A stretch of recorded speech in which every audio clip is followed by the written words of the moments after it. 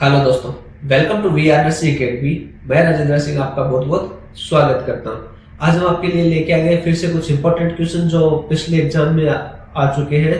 और ये question DHA के लिए भी इंपॉर्टेंट है, ये डीएचए में भी आए हुए हैं। तो डीएचए और एमओएच के कॉमन क्वेश्चन है जो मैं इसमें 20 क्वेश्चन ओनली इस वीडियो के अंदर आपके लिए लेके आया हूँ। तो ये वीडियो आपके लिए बहुत ज्यादा इंपॉर्टेंट होने वाला है, तो वीडियो को शुरू से एंड तक जरूर देखें। तो चलो चलते हैं हम क्वेश्चन पे। तो अपना फर्स्ट क्वेश्चन है, the speed of transmission of the disease from person to person, यानी कि एक पर्सन से दूसरे पर्सन में डिजीज ट्रांसफर होती है, उसकी स्पीड को हम क्या कहेंगे। तो इसमें ऑप्शन देखें, ए इन्फेक्टिव, बी इन्फेक्शन, सी इन्फेक्टिविटी, डी परक्यूशन। तो इसमें से आंसर क्या होगा, ऑप्शन ए, उसको बोलेंगे हम infective. Okay, next question second number, a nurse is caring for child who is post tonsillectomy and adenoidectomy, the nurse should plan to assess which of the following complication, यानी कि एक बच्चा है उसका टॉन्सिलेक्टोमी हुआ है और एडिनोइडेक्टोमी हुआ है।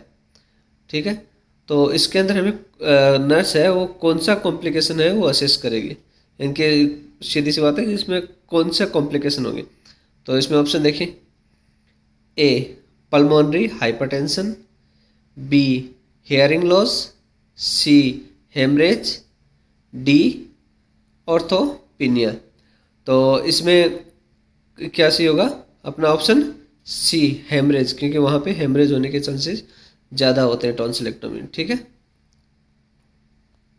Next question 3, HIV patient will be risk for which life threatening disease, HIV patient है किस लाइफ थ्रेटनिंग डिजीज का उसको रिस्क रहेगा। तो ऑप्शन ए है pneumonia, B tuberculosis, C cancer, D none of these. तो इसमें सबसे ज़्यादा रिस्क किसकी होगी, इसमें क्या सही होगा, ऑप्शन बी ट्यूबरकुलोसिस की उसको रिस्क ज़्यादा रहेगी।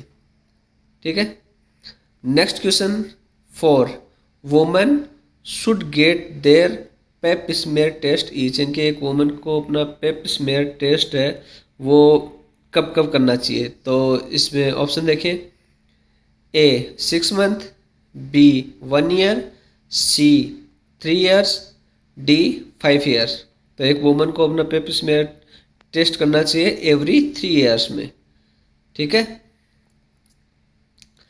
Next question 5, a woman was diagnosed gestational trophoblastic disease, what is the lab investigation was done to diagnose condition। एक वुमन है जिसको गेस्टेशनल ट्रोफोब्लास्टिक डिजीज डायग्नोस हुई है, तो इसका डायग्नोस्टिक इन्वेस्टिगेशन या लैब इन्वेस्टिगेशन क्या होगा, इस कंडीशन के अंदर क्या लैब इन्वेस्टिगेशन करेंगे। तो इसमें ऑप्शन देखें, A cervical pap smear, B serum HCG level, C serum oestrogen level, D plasma thyroxine level. तो गेस्ट्रल ट्रोफोब्लास्टिक डिजीज के अंदर क्या करेंगे अपन, option C serum HCG level उसका चेक करेंगे। ठीक है, next question 6 number, a 29 year old women has been diagnosed with 3 centimetre ovarian cyst, which of the following is the appropriate step in management, यानी कि एक 29 ईयर की women है जिसको 3 सेंटीमीटर ओवेरियन सिस्ट डायग्नोस हुआ है, तो उसका अप्रोप्रिएट मैनेजमेंट क्या होगा। तो इसमें ऑप्शन देखें, A cyst aspiration, B hormonal therapy, C cyst removal by laparoscopy, D examination after next menstrual. तो इसका मेन मैनेजमेंट क्या होगा, उसको बोलेंगे अपन एग्जामिनेशन आफ्टर नेक्स्ट मेंस्ट्रुअल।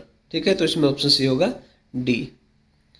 ठीक है, next question 7, A 11 month old boy with cleft lip and palate was discharged from the hospital after surgery, यानी कि एक 11 महीने का बच्चा है जिसको क्लेफ्ट लिप एंड पैलेट की सर्जरी हुई है, उसके बाद वो वहाँ से हॉस्पिटल से डिस्चार्ज हो रहा है।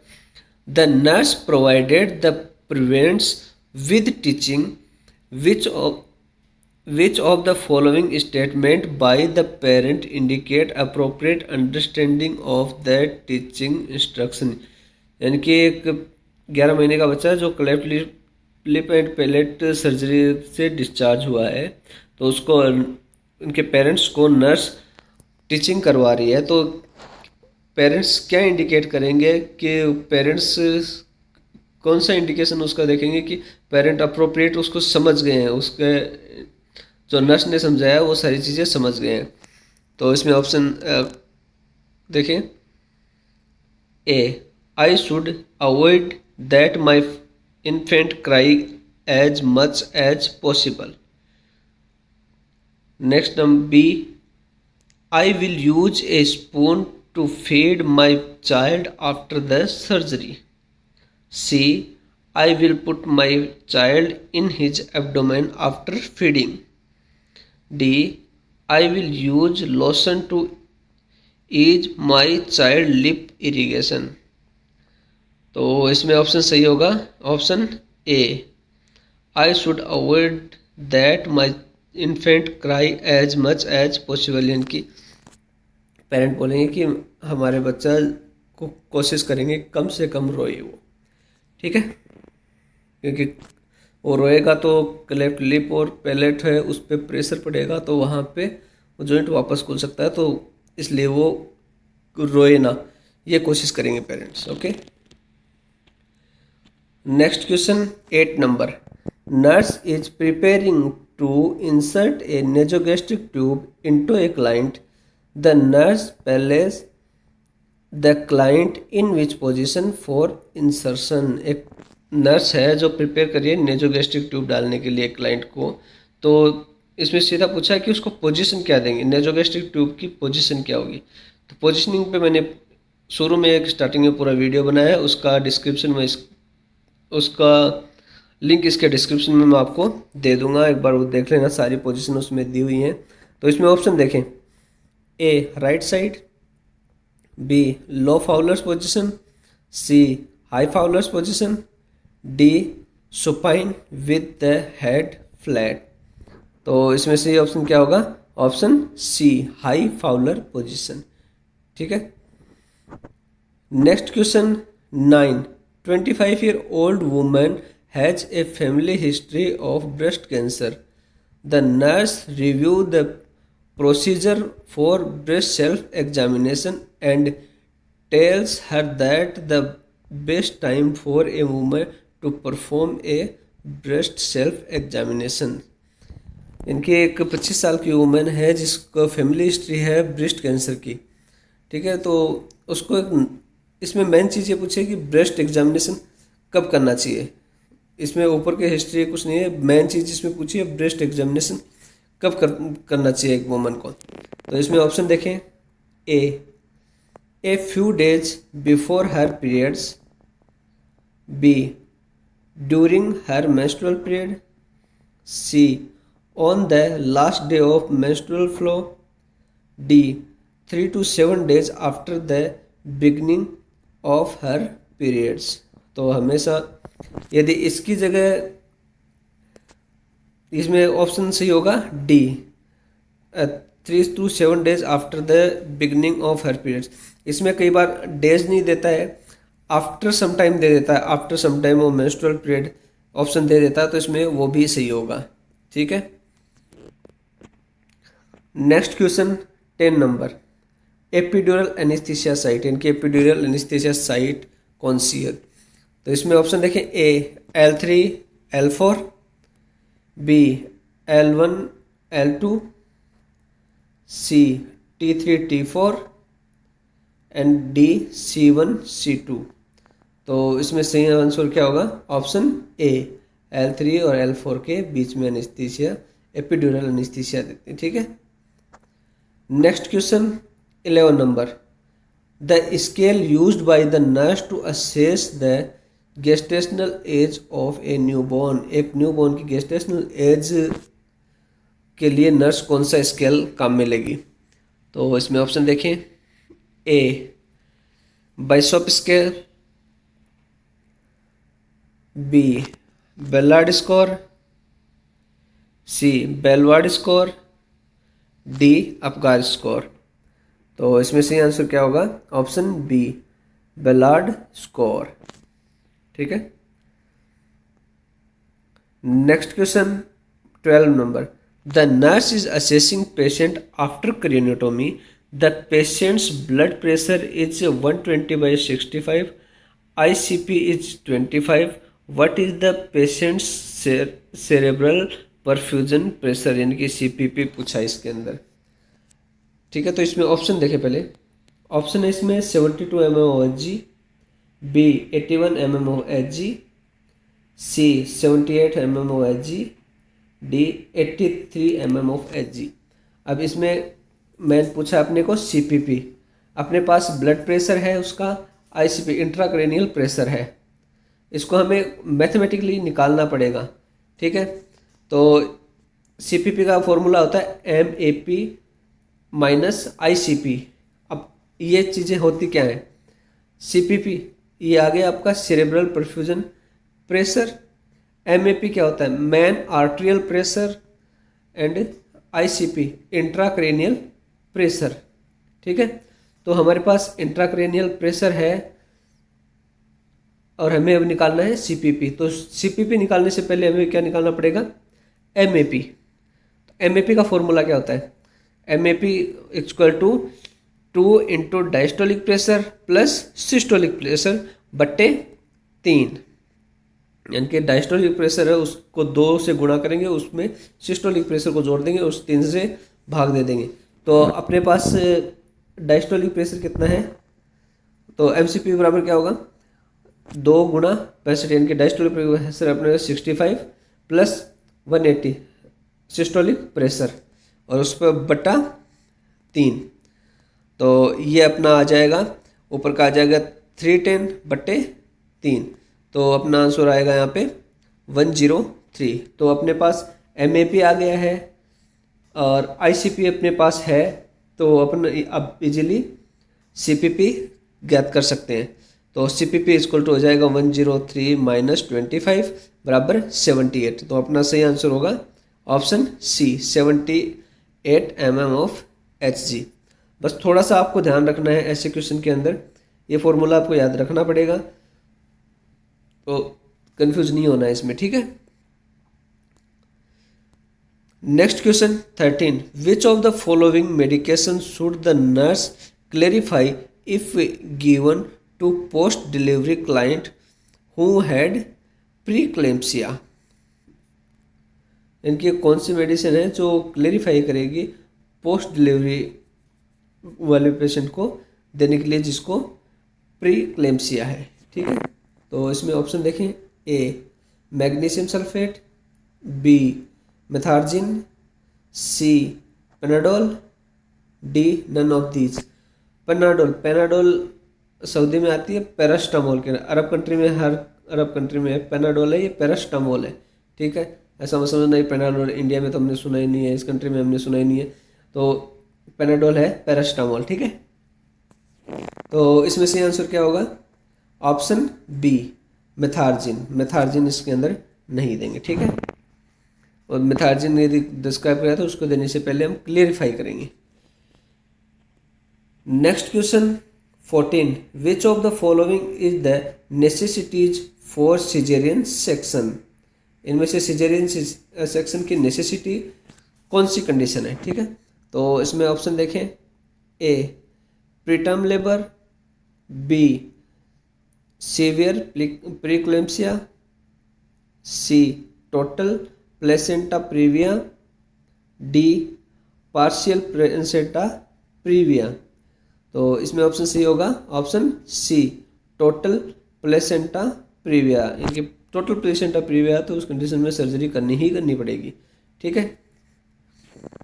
Next question 15, female patient will do the breast implant surgery and she tell the nurse not to tell her family about the surgery, what is the nature of this action। इनकी एक female patient है, उसका breast implant surgery होना है, breast remove होना है, वो patient nurse को बोल रहा है कि इसके बारे में मेरी फैमिली को कुछ नहीं बताना है, तो यह किस प्रकार की एक्शन है? ठीक है, तो इसमें ऑप्शन देखें। A confidentiality, B ethical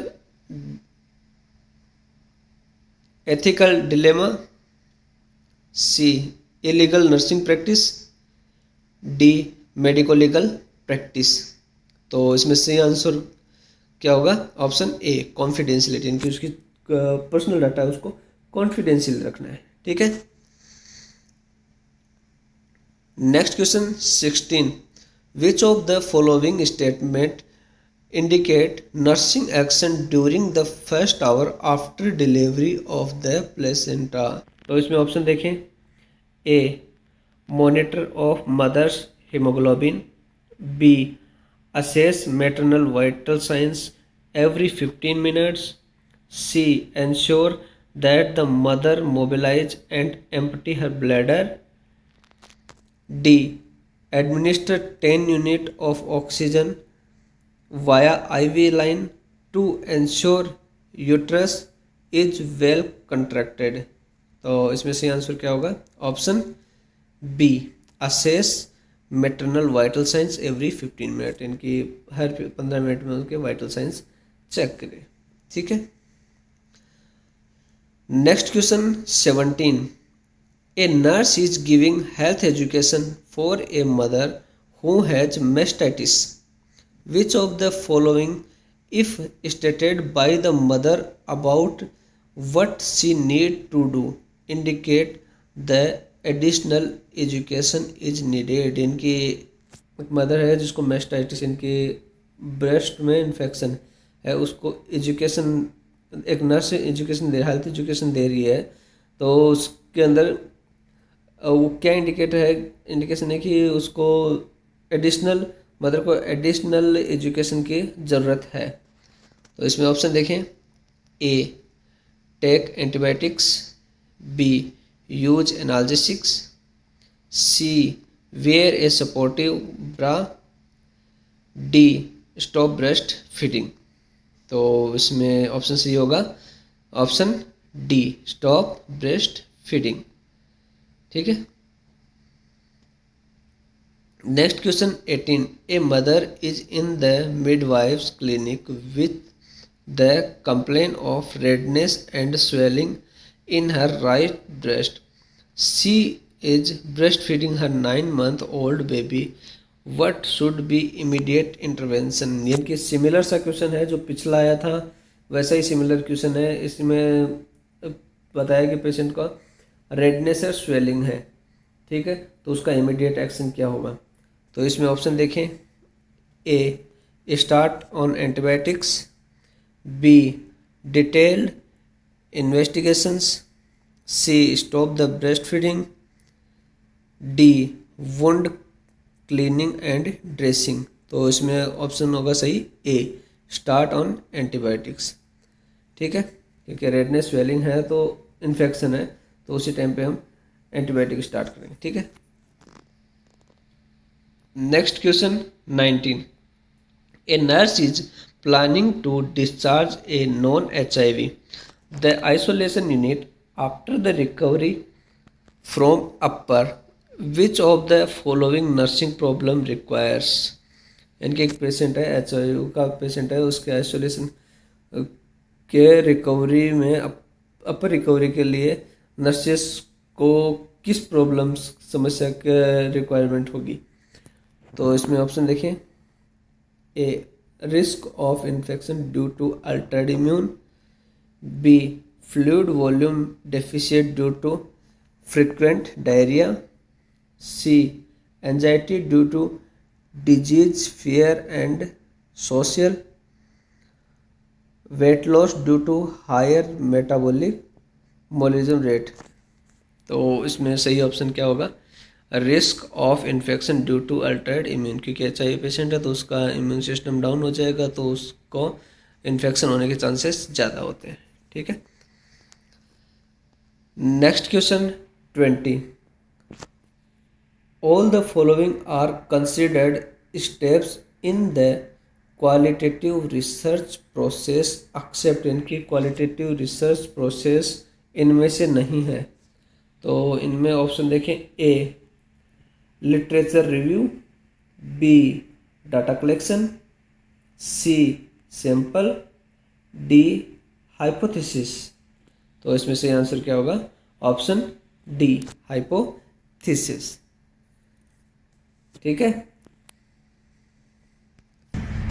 Thanks for watching. Please like, share and subscribe the channel and press the bell icon for further notification.